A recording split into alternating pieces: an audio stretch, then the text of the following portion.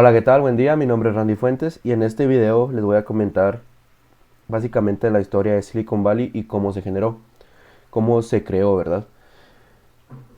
Básicamente Silicon Valley se le dio nombre a aquella área de San Francisco en donde se ubican las mayores compañías, las más importantes de renombre en cuanto a tecnología.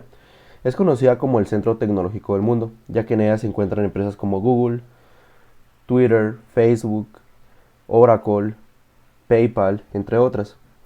Pero ¿cómo se originó Silicon Valley? Todo empezó con Alexander Graham Bell. Él fue el inventor del teléfono. Fue nombrado como tal y se le brindó a él una patente, la cual utilizó para distribuir los productos, ¿verdad?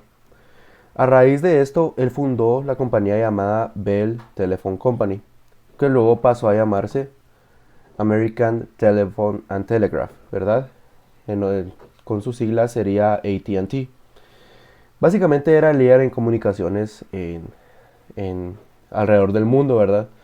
Y a raíz de eso, pues ellos quisieron continuar inventando, desarrollando mejor tecnología y por lo tanto se crearon el Bell Labs, Bell Laboratories. En Bell Labs se desarrollaba y se investigaba nueva tecnología, ya que en ese momento, en esa parte de la historia, los cambios eran constantes. La tecnología seguía avanzando y se estaban encontrando muchas formas de mejorarla.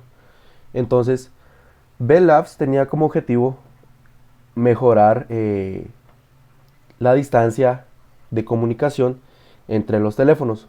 Porque si bien es cierto, Alexander Graham Bell desarrolló eh, lo que es el teléfono, pero habían veces que daba problemas ya que a ciertas distancias la señal se cortaba. Como bien sabemos, la voz se convierte en corrientes eléctricas que viajan. Entonces, Bell Labs se enfocó en eso, en mejorar tanto la distancia a la que una persona se podía comunicar con otra. Como inicio en su desarrollo de tecnología, ellos utilizaron tubos, ¿verdad? Tubos al vacío. ¿Qué era esto? Era básicamente el viaje de electrones por medio de gas. Pero ellos se dieron cuenta que, primero que nada, no era viable esa opción porque el material era muy frágil, ya que los tubos estaban hechos de cristal, ¿verdad? Y dentro de ellos se encontraban como ampollas que generaban gas por el cual se transportaban los electrones. A raíz de esto, ellos decidieron contratar a tres científicos. Estos científicos eran científicos de estado sólido. ¿Qué quiere decir estado sólido? Los estados sólidos son aquellos científicos que estudian el comportamiento el transporte de electrones en elementos sólidos, ¿verdad? Entonces decidieron contratar a tres científicos en específico. Uno de ellos fue John Bardeen, el otro fue William Shockley y el tercero fue Walter Brattain. Los tres eran científicos de renombre en esa época. Luego de esto, ellos vinieron y desarrollaron, pasaron 2 años de trabajo, los cuales ellos estuvieron investigando y tratando de desarrollar nueva tecnología para permitir que las distancias sean mucho más grandes y no fuera un problema en cuanto a comunicaciones con el teléfono, ¿verdad? Por lo que ellos durante 2 años estuvieron estudiando y al final ellos lograron desarrollar los transistores. Los transistores permitían que se viajara con mucha más velocidad y con mucha más distancia.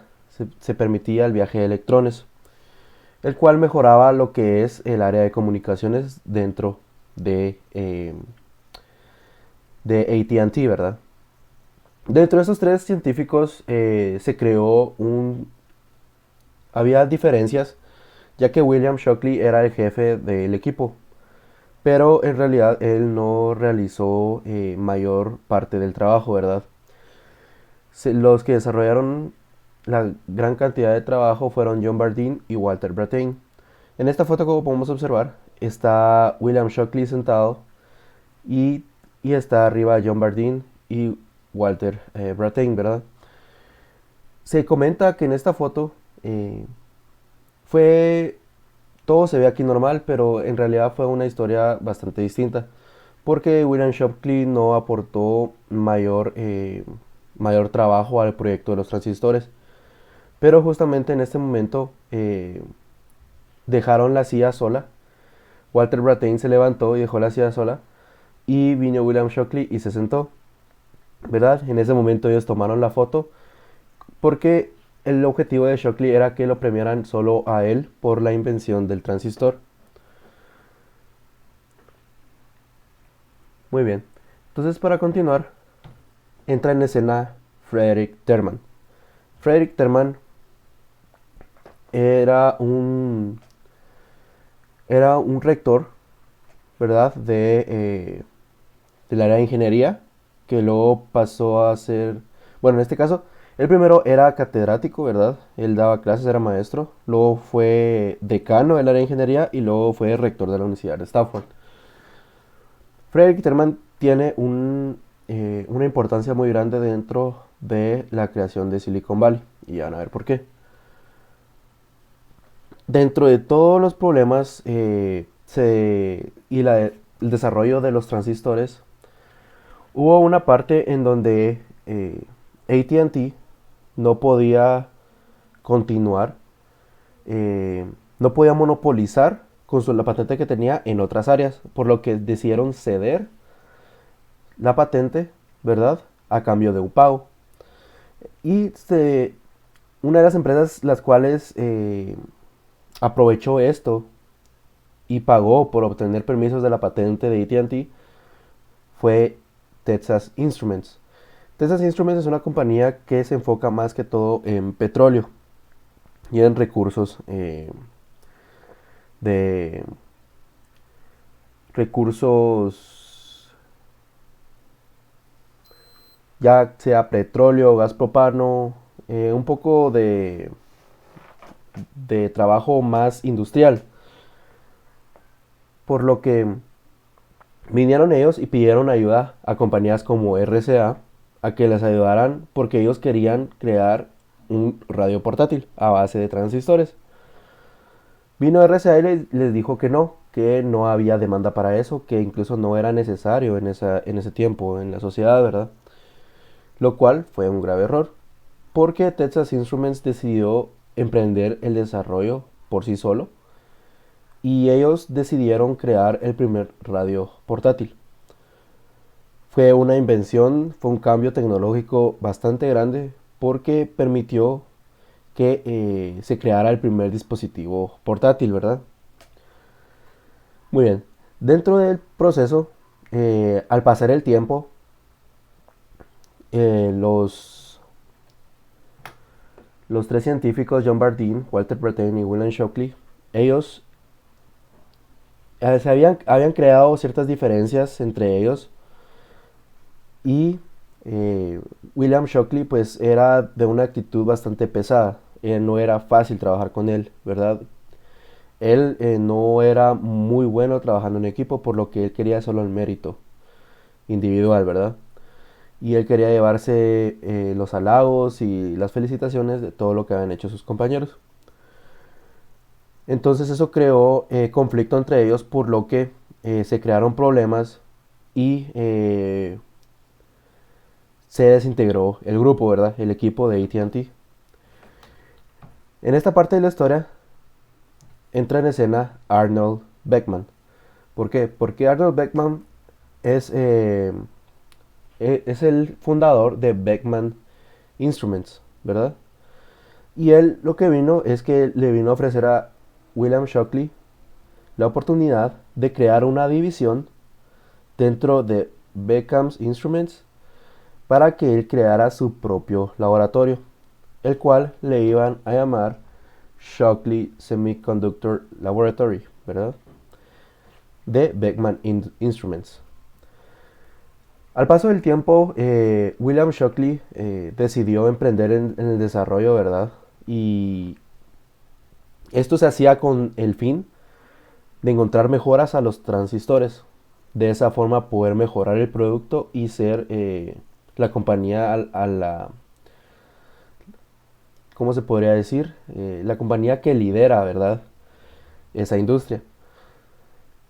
En el desarrollo de las investigaciones y cuando William Shockley decidió abrir el laboratorio, él le preguntó a sus antiguos dos compañeros, ¿verdad? Brattain y Bardeen, si ellos querían trabajar con él para encontrar mejoras a los transistores y de esa forma pues crear un producto mejor. Pero ellos al conocer cómo era Shockley decidieron no trabajar con él. Por lo que Shockley decidió contratar a físicos, los mejores físicos que hubieran en esa época para el desarrollo de la tecnología. Entre ellos dos iba Robert Noyce y Gordon Moore, ¿verdad? Conforme fue pasando el tiempo y ellos fueron conociendo a Shockley, pues se dieron cuenta de que no era una persona con la cual se podría trabajar. Entonces ellos vinieron y decidieron hablar con el director de, en este caso, el proyecto, que era el señor dueño de Beckman Instruments, ¿verdad? Arnold Beckman. Decidieron hablar con él y le comentaron su inconformidad con respecto a William Shockley, ¿verdad? Que era el jefe de laboratorio. A él le solicitaron que a William lo cambiaran de departamento porque no era posible trabajar con él, ya que la actitud de él era demasiado pesada y era una persona muy exigente que no soportaba trabajar con los demás. Por lo que vino Arnold Beckman y decidió rechazar la petición y les comentó a ellos que no lo iba a hacer, que iba a permanecer el científico Shockley en la operación y que no iba a haber ningún cambio. Dentro de la inconformidad, Robert Noyce y Gordon Moore decidieron retirarse de la compañía, en este caso de Shockley Semiconductor Laboratory. Ellos dos decidieron abandonar la compañía, pero en el transcurso ellos también se marcharon con otros 6 físicos, ¿verdad? Luego de esto eran 8 personas que estaban emprendiendo por su cuenta. Y fue cuando, eh, cuando se les dio el nombre de los 8 traidores. Como podemos ver en la imagen, tenemos a las 8 personas que abandonaron la compañía del científico William Shockley, ¿verdad? Ellos básicamente son una parte bastante importante en la fundación y el desarrollo de Silicon Valley, porque ellos fueron los primeros emprendedores y la primera empresa que se desarrolló eh, en Silicon Valley. Como podríamos también analizar, William Shockley también tuvo su sede en San Francisco. De hecho, él la tuvo en la Universidad de Stanford, ya que el rector de la universidad, Frederick Terman, tenía un proyecto llamado Parque Industrial de Stafford, el cual brindaba instalaciones para sus laboratorios. Pero en ese momento William Shockley era un personaje bastante conocido por la invención del transistor, ¿verdad? Ya que habían ganado un premio Nobel. En cambio, estos 8 jóvenes, ellos se salieron y no tenían nada, ¿verdad? Más que el intelecto, ¿verdad? De realizar, de inventar cosas, la inteligencia y los estudios para ellos crear su propio producto. Por lo que se le considera a ellos como los fundadores, uno de los fundadores de Silicon Valley. Como podemos observar en la foto, tenemos a los 8 jóvenes, ¿verdad? Que se desintegraron, se apartaron del laboratorio y decidieron emprender por su cuenta. Uno de los 8 integrantes del grupo decidió llamar a su papá, porque su papá era un corredor de bolsa que conocía a una persona bastante importante en el negocio, el cual era Arthur Rock. Arthur Rock es una parte fundamental en esta historia porque él también ayudó a a lo que hoy en día es Silicon Valley, ¿verdad? Entonces Arthur Rock tenía contactos que podían financiar el proyecto de estos 8 jóvenes, por lo que él decidió aportar a eso, ¿verdad? Y se convirtió en el primer inversionista de riesgo. Fue una inversión de riesgo la que él realizó, ¿verdad? Entonces, a pasar el tiempo, ¿verdad? Arthur Rock ayudó a estos muchachos y él básicamente ejercía en la costa este de Estados Unidos, que es Nueva Jersey, ya que ahí se desarrollaba toda la tecnología. Básicamente todos los jóvenes ingenieros en ese tiempo deseaban mucho con ir a Nueva Jersey a trabajar porque ahí era el centro de la tecnología en Estados Unidos. Sin embargo, es curioso porque después todo se traslada a San Francisco, que es el lado oeste del país. Muy bien, continuando, Arthur Rock vino y ayudó al grupo, ¿verdad?, de emprendedores para que ellos crearan su propia empresa. Y la empresa se llamaba Fairchild. Fairchild básicamente nació de la inversión de múltiples personas, entre ellos la familia Rockefeller, que es una de las familias más adineradas del mundo. Fairchild, básicamente el objetivo era crear, ¿verdad? Mejorar los transistores y entre los proyectos ellos también desarrollaron los microchips, ¿verdad? En este desarrollo de los microchips eran básicamente un grupo de transistores, ¿verdad? Que permitían realizar tareas en específico. Fairchild vino y creció dentro del contrato que ellos habían firmado con los inversores. Estipulaba que si la empresa generaba, crecía, era una empresa que iba a sobresalir, pues ellos tenían el derecho de comprar la empresa completa, sin ningún problema, ¿verdad? No solo una parte de ella, sino completa. Entonces, debido a todo esto, a que se crearon los microchips, vinieron ellos y decidieron optar por la cláusula que estaba en el contrato, la cual establecía que ellos podían comprar el 100% de la compañía. Entonces, luego de eso, vamos a observar el primer microchip realizado por Fairchild y de igual forma realizado por Texas Instruments, que también aportó a este invento, ¿verdad? Luego de eso pasaron los años y la empresa, al ya no ser directamente de ellos, pues se fue disolviendo el equipo. Entonces vino un día y Robert Noyce le dijo a Gordon Moore que ¿qué tal si nosotros creamos nuestra propia empresa? Fue entonces cuando nació Intel, ¿verdad? Esto pasó en julio 18 de 1968. Los fundadores, ¿verdad? Gordon Moore y Robert Noyce. Intel, como sabemos, es ahora una de las compañías más importantes en cuanto a microprocesadores. Luego de esto, pues ellos ya estaban trabajando, ya tenían clientes y decidieron optar por un contrato japonés de una empresa japonesa, en la cual ellos solicitaban que les generaran calculadoras, bueno, les hicieran calculadoras que fueran capaces de analizar y resolver operaciones complejas, ¿verdad? Dentro de esto ellos dijeron, es muy difícil con microchips porque tenemos que programar cada microchip y eso sería una tarea demasiado ardua y aparte no saldríamos del presupuesto establecido por el cliente, ¿verdad? Por lo que entra en detalle Ted Hoff.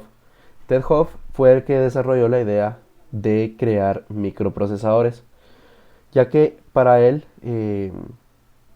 entendía que era mucho más fácil realizar todo en un elemento en sí que hacerlo uno por uno. Por lo que se dio a la creación del primer microprocesador, el cual es el Intel 4004. Fue el primero que se creó en el mundo, ¿verdad? Entonces, Luego de esto, pues pasaron los años, Intel fue creciendo, ya como sabemos la historia, ¿verdad? Ahora es una compañía de renombre en cuanto a microprocesadores. Y luego de que pasaran los años y el desarrollo de la tecnología fuera aún mayor, el reportero, ¿verdad? De un prestigioso periódico en Estados Unidos realizó un artículo en el cual le colocaba Silicon Valley USA, el cual montaba la historia de todos de cómo se había creado eso, ¿verdad? De cómo en la historia se había desarrollado la tecnología. Y a partir de esto, pues el nombre de Silicon Valley les gustó a todos y también generó bastante gusto en la población porque los transistores están hechos de silicio. Entonces era como una forma de entender que el silicio lo estaban convirtiendo en oro. Porque todo lo que habían hecho con el silicio eran inventos sofisticados, tecnológicos, que habían realizado un cambio en la tecnología del mundo. Con esto finalizo el video. ¿Verdad? Esto es un poco de la historia de Silicon Valley y por qué se llama así, por qué resultó ser así. Y espero que les haya gustado. Espero tengan un muy buen día. Muchas gracias.